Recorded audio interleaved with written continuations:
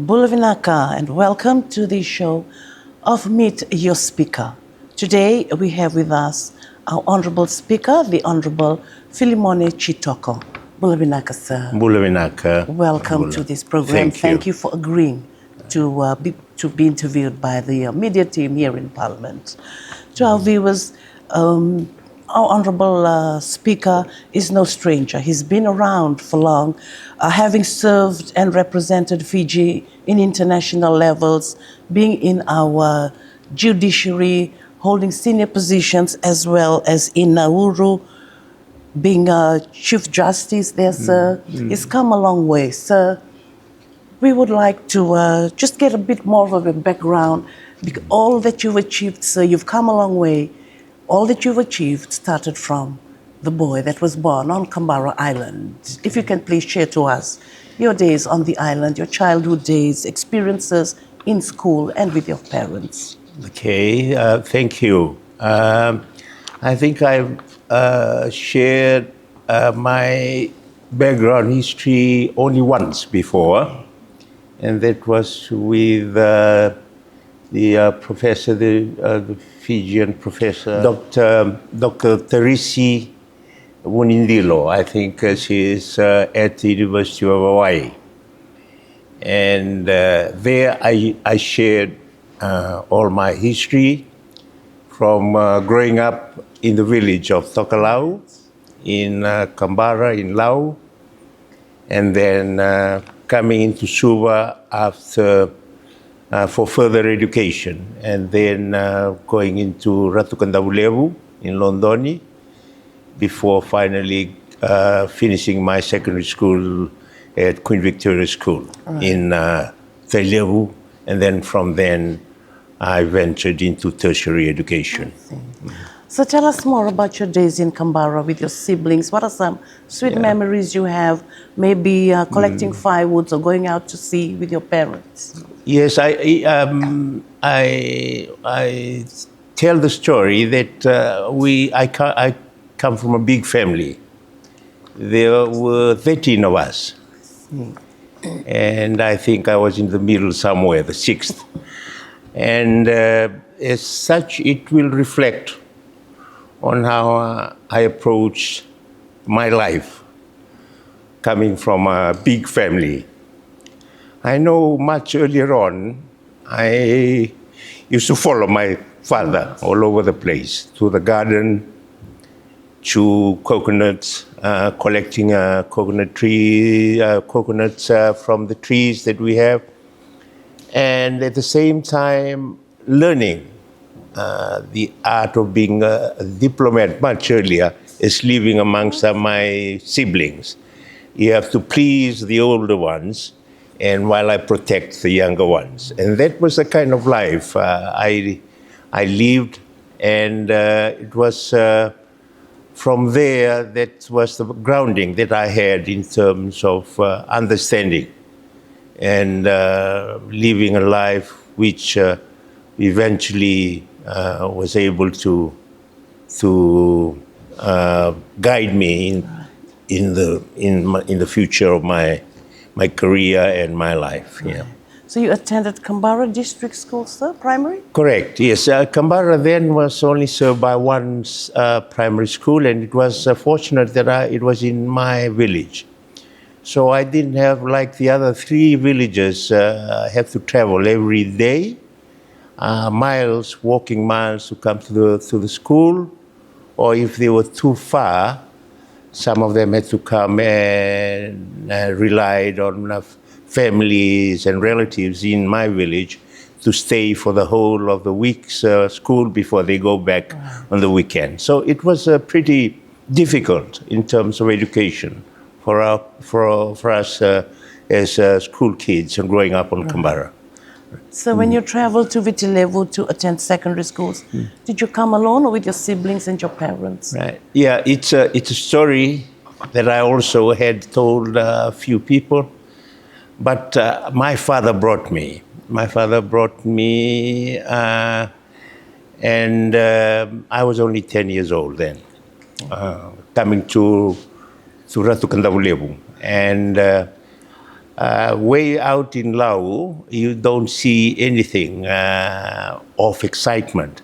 I know the first time I arrived and just away on the two islands in Makuluva, I first saw my car standing on the top on the boat and looking out, and I saw things moving along the road at the Queen Elizabeth's drive over there, and then I was told those were cars.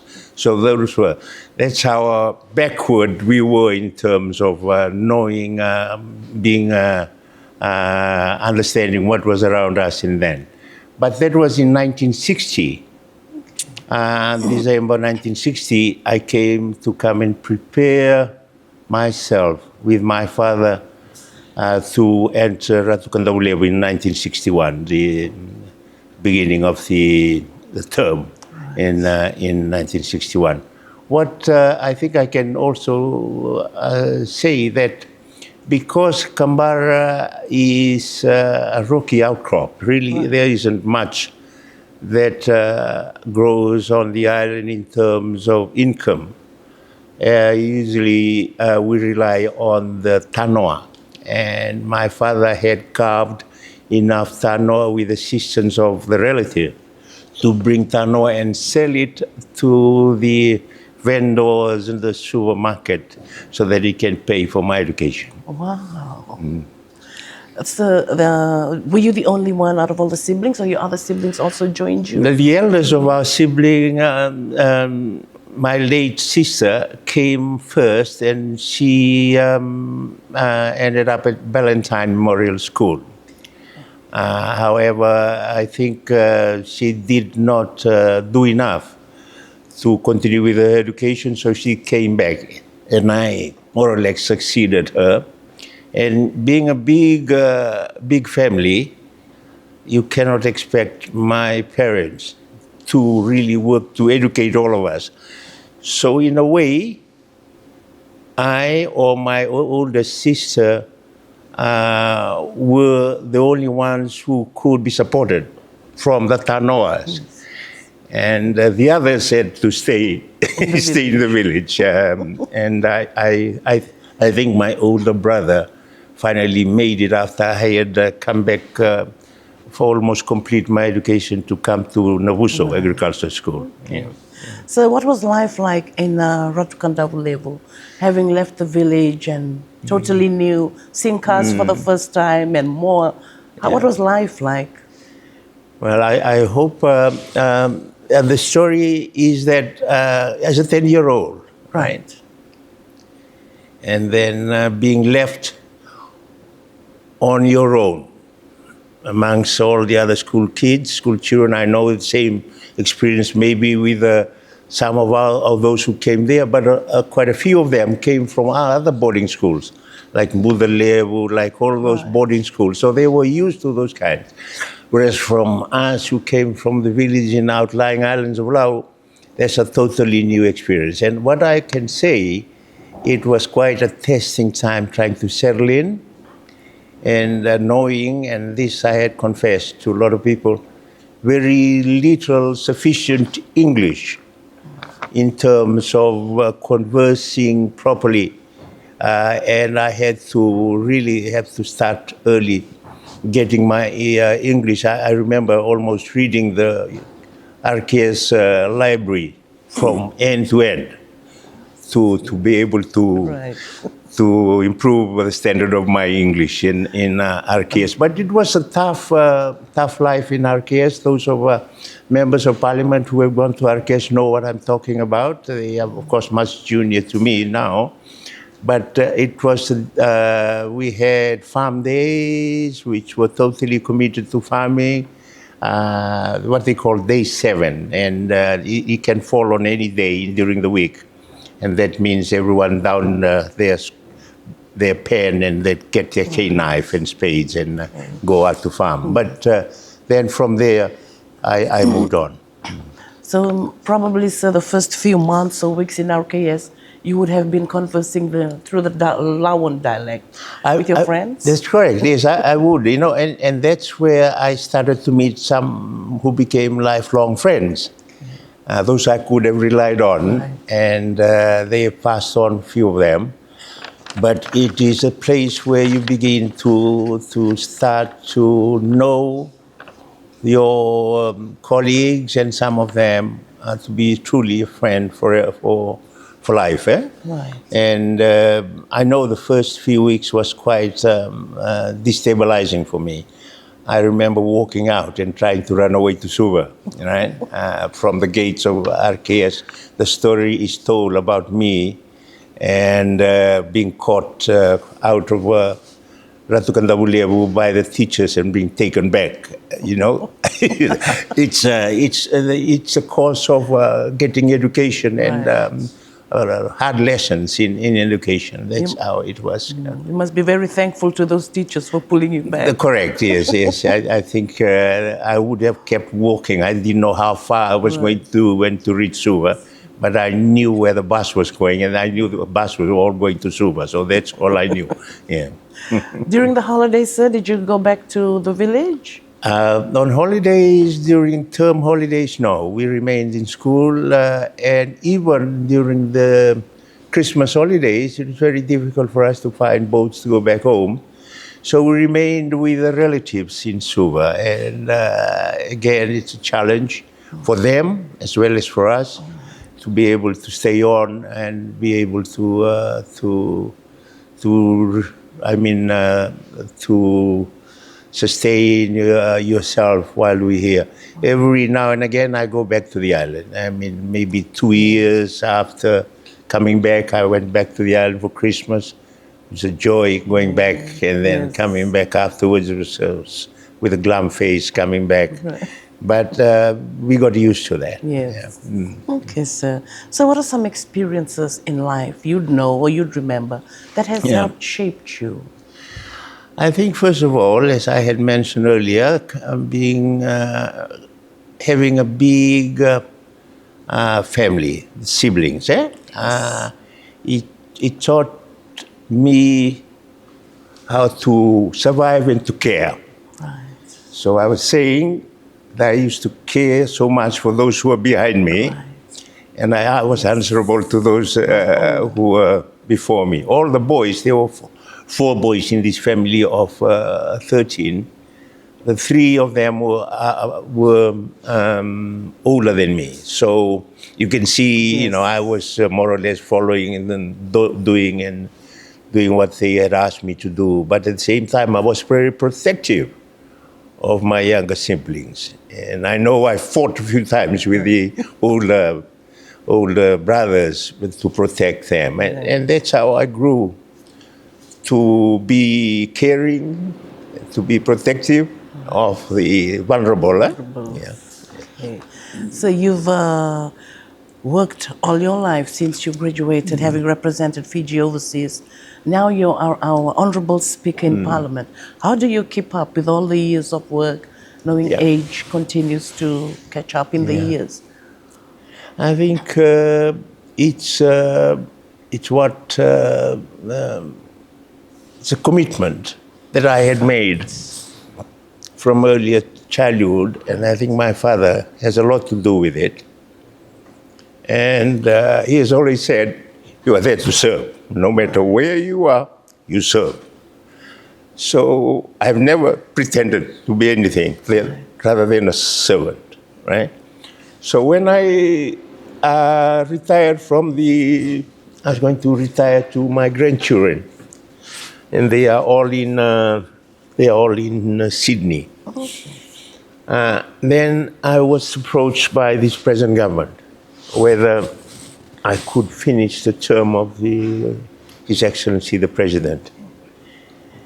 And I said, no, I have to go. I want to spend time with my grandchildren. But then there was this kind of conscience that I had about service. Remember what your father said. Yeah. So it was that brought me here. I can serve for a few years. They said 2 years at the most. I said, that's good. That's great. I will continue. I'll take my time. I'll serve. So that is why you found me, and I'm here with you. to continue and finish the term of His Excellency, the President. So your dad would have been and is your greatest inspiration. Yes, absolutely. Yes, absolutely. What do you see as your primary responsibilities as the Parliament Speaker? As you can see, I take my cue from the provisions of the Constitution. Section 77 makes it very clear how a speaker should conduct himself or herself and how he should behave. So it's very much the conduct of this House depends on the speaker. And I'm very aware and conscious of how I should behave in front of all the members and to be able to control. It helps a bit, I always say, that I had served in the judiciary, that I can sit and then conduct the matters that are before the court in the same way as I conduct matters in here. And must understand, we've always said this is the highest court of the land, the Parliament. And that is a good reflection on how I look and behave towards. It's like a continuation of my being a judge. I come here as a speaker, and the role I play are almost similar to the role I play before the courts of Fiji. All right. Can you describe a typical working day for you, sir, as a speaker, father, grandfather, husband? Right. Yes, I've told you that I don't have my family with me. I have only my wife. When we live away from all my family, have migrated, all my children, and so there are no grandchildren around to look after, and I do miss that. I miss that. But on a normal day, it's from home to here, meeting the executives of Parliament, talking what the day is going to be, the agenda for today, if the House is sitting, and we go through the process and the routine, the issues, and then the Parliament starts, and then in the evening, if it goes into the evening or the adjournment, I go back home for rest. Right. And at my age, yes, I'm going to be 77 in October. It's a difficult ask. I go to bed much earlier than my grandchildren. I always tell them they go to bed at 8. I go to bed slightly earlier than that. So I take my rest because I understand that I need the full focus of my work the very next day. So as much as my families would like to come and visit and indulge in a bit of grog or something like that, I will wave them away. If you have to stay here, you go at 8 and have give me rest. Right. It's your priorities, sir. Yeah, that's correct, yes. Being a former judge, sir, diplomat, having served in public service for many years, could you share some experiences, maybe challenges you've experienced in the line of your duties? Right. As a civil servant, we faced a difficult time. I was a civil servant when the first coup happened. In fact, I was just across the road from here in the court as the administrator of the court, as a registrar, chief registrar, and trying to organize the court amidst the turmoils of the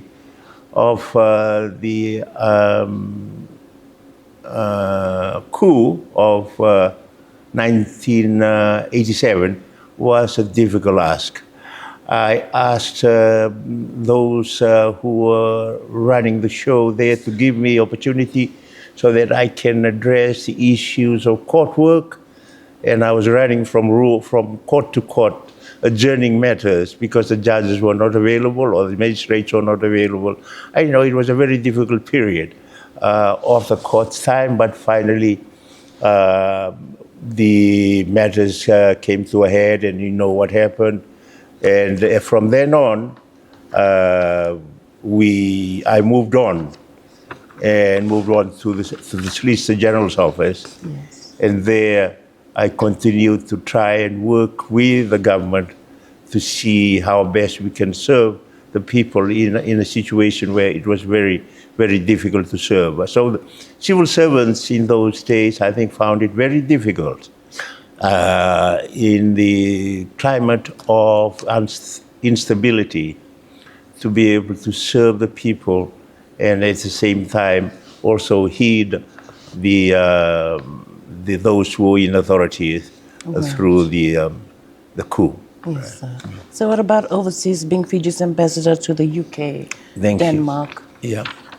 That was challenging assignment to leave and go to serve Fiji in London as the. I went there as an ambassador actually. It should be normally because we were in the Commonwealth, we always were the high commissioners. Yes. But I went there as ambassador because by then Fiji had been excluded from the Commonwealth. So I became the ambassador to the court of King James, as they say in the jargon. And at the same time, I was cross-credited to Denmark, to Germany, and to Israel, to the Vatican, and to Egypt. And I think I must be one of the few diplomats at that time, or even ever, who served all the three major religions of the world at the same time. Because he had the Vatican representing Christian, the Jewish in Israel, and as well as the in Egypt.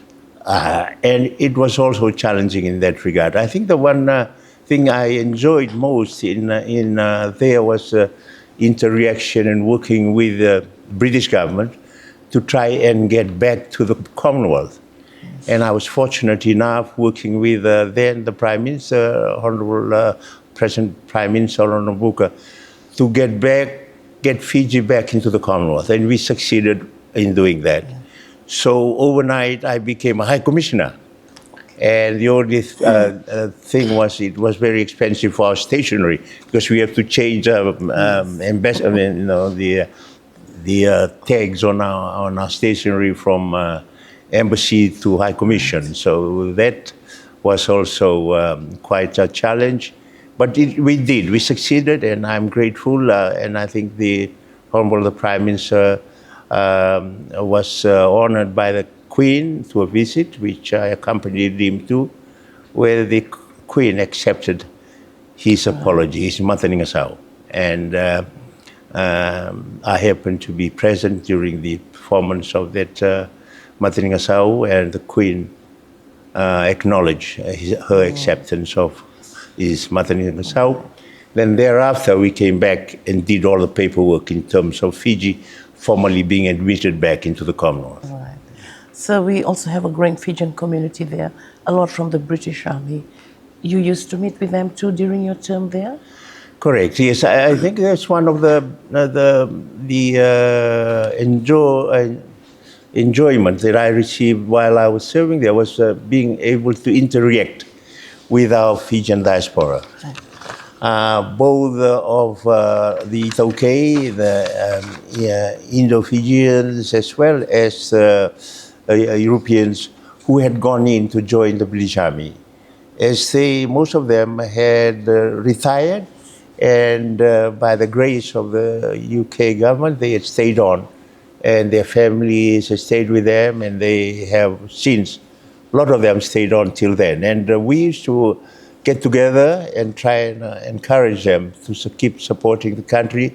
Sometimes when I think I was there for another 2000 coup, then there were some issues that were raised, and they themselves raised the issues with me. So in a way, we are so, I think, lucky to have a lot of our people there. And the last time I was there in London about a few months ago, there were more than my estimate of what 6,000 of our people who were residing in UK, the United Kingdom, in Wales, in England, in Scotland, in Ireland. So there's quite a number of our people there, and I make it an effort wherever I go to meet with our diaspora and encourage them to be or keep in touch with Fiji, and especially now with the election coming up, to be able to vote because of their duty and their responsibility to the Fiji as they are. So you would have friends as members of parliament, and being a speaker, how do you draw the line when you come in and you're ruling and them being friends? Yes. Thank you. It's quite clear from Section 77 of the Constitution that I am independent, that in fact, if I can, the Speaker is independent and subject only to the Constitution, and that it must act impartially without fear, favor, and prejudice. Those two things loom large to me as I sit on this chair and preside over them. I try to be as impartial as I can. And in any of the issues that I raise, I know sometimes it can be pretty rough in terms of discussions. I know our members sometimes do get agitated. And it's my job to calm things down and to see that the quorum, which is the most important thing, of the chambers are maintained. And as I said, I've tried to be as independent in the performance of my duty as I can, because as you know, this is one of the reasons why they chose the Speaker to be a non-elected member of Parliament.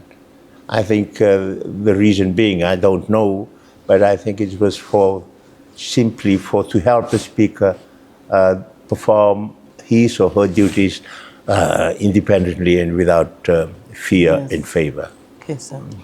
So what do you think it's important to have diverse voices represented in Parliament? Right. We work on the premise of all inclusivity of this assembly. And that means all races, all genders, all colors, and disabilities and non-disability alike. That is my primary focus. That is to make this assembly representative of the people of this country, all inclusive. And to be able to do that, we're slowly beginning to encourage people, especially the youths, the women, and those who are prejudiced by other ways, to be able to come forward and to speak and for their voices to be heard on any of the issues. Because if issues are handled and only decided by a certain group of people, then obviously it is not all inclusive in terms of how it will affect the communities at large. Because the community is made up of many of our people, all types of people. So long as we try to get the legislation or the rules that we make in this House, and this is quite important in terms of the looking at the three branches of government that I've always maintained. The independence of the Parliament, the parliamentary sovereignty, to be able to legislate and make laws that are all-encompassing, all-inclusive, is important. And we should not be afraid of anybody when you make laws in here. And you should not. And that's the rule of the game, in fact, that this House is independent of its own and sovereign in terms of making rules and laws. Right. So we've always spoken about increasing women participation in politics, getting them into the Parliament. What's your advice to our women now with elections coming up? Yes, my advice is that come forward. Come forward. Volunteer.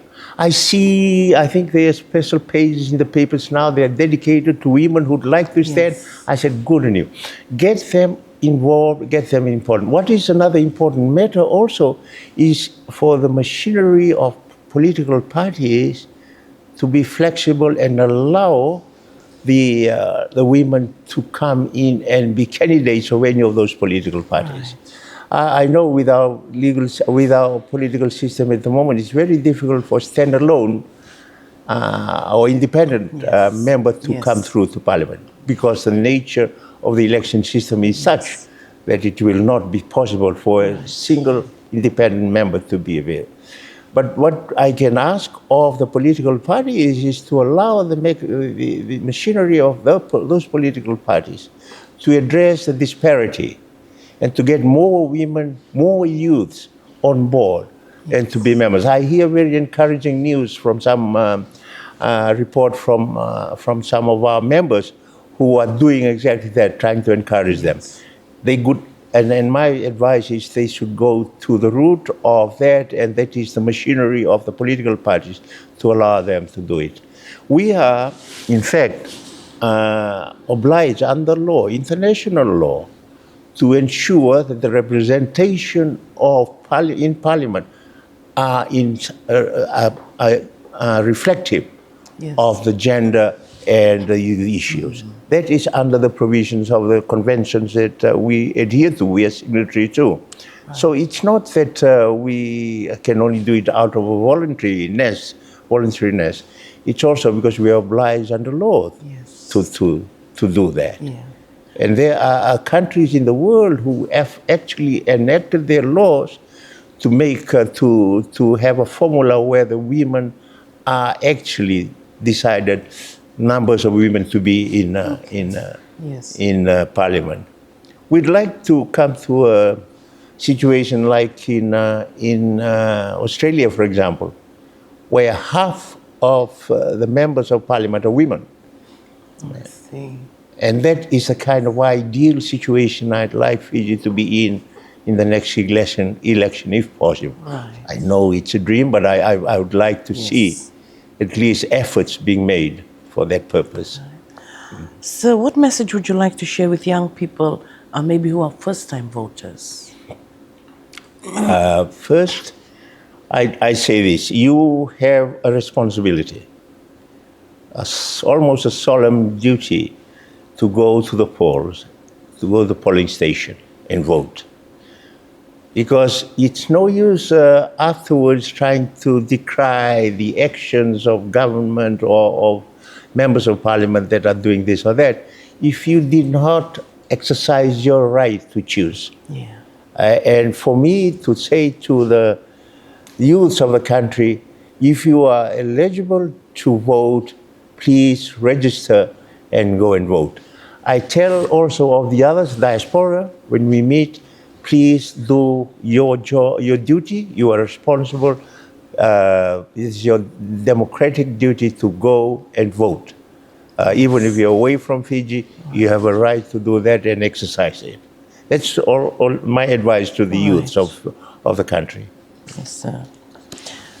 What are your hopes for Fiji's future, and how do you see your role contributing to that vision? I am full of hope. I know as we were looking at an exercise about 3 weeks ago of how our two major races interact, the percentage of those that accept the other race were very high.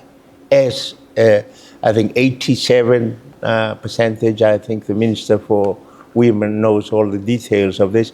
But to me, that is a very good reflection on where we are going. What we are trying to do is just trying to encourage, through the institutions we have, to try and build on those trust that our people are beginning to understand in terms of their relationship with the others. And for the future, for this country, I think we have a lot in terms of getting together and living together. We still have some way to go, but I think we have the right climate, the right energy, and the right direction that we should follow in our progress.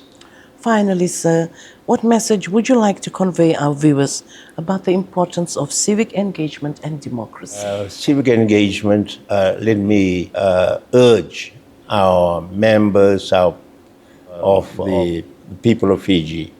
It is so essential for you to engage and to participate in the process of decision making at all levels. For women, I've also encouraged not only to the parliament, but to local council, to the local, to city councils, to town councils. That's where you get the experience to go further.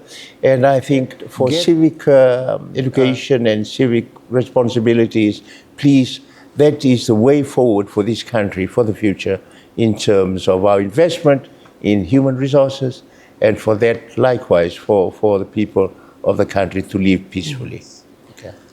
Honorable Speaker, do you have any last words or advice to our viewers in this program? Well, if I can just say, you've seen my life history. Yes. It's one of dedication, Yes. of commitment, of focus. Yes.